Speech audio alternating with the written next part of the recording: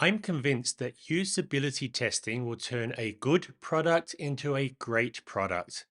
And usability testing doesn't have to be expensive, it doesn't have to be time consuming, and it doesn't have to be complicated. We did some formal usability testing in the early days of Feature Upvote, and in my opinion, this turned out to be one of the most valuable things we did in our first 6 months of operation. In this video, I'm not going to tell you what usability testing is or how to do it. There are plenty of excellent guides already on the web. Instead, I'm going to tell you how we did it with almost no budget, with no special equipment, with no special training, and no special labs. First, we did our usability testing in person. We invited real people to my home office. In my opinion, the watching in person experience is simply superior to trying to do it over the internet, and it's way, way superior to paying somebody else to do the usability testing for you. Second, we recruited people who don't work professionally in making software. I think this is actually critical. Of course, it depends on what your software is and who it's for. In our case, we decided we didn't want coders and we didn't want software designers, UX people, because they get caught up in irrelevant details. The coder might debate whether a link should open in the same tab or a new tab, or whether you should use placeholder text or not. And a designer might start complaining about the typography or use of white space and other layout issues. What we wanted is people for whom software is a black box, kind of mysterious, but still a normal part of their work life. You see, we weren't there to test the fine details, we were there to test the usability.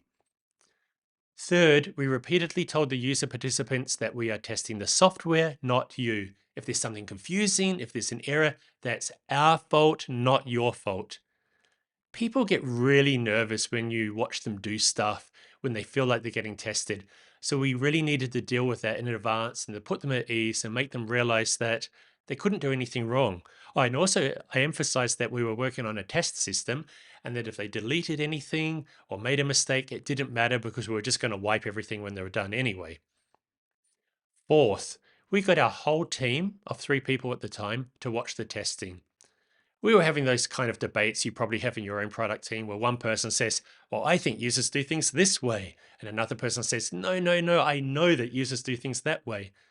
It's nothing like your team actually seeing what users do to discover that they don't do it this way, they don't do it that way, they do it the way they are going to do it. Solved a lot of debates. Fifth, we encouraged the test participants to think aloud while they did the testing. We wanted them to vocalize all the time so we could learn about the thinking process they went through. We wanted to find out not just that they were having problems achieving a task, but why they were achieving problems, why they couldn't find what they were looking for.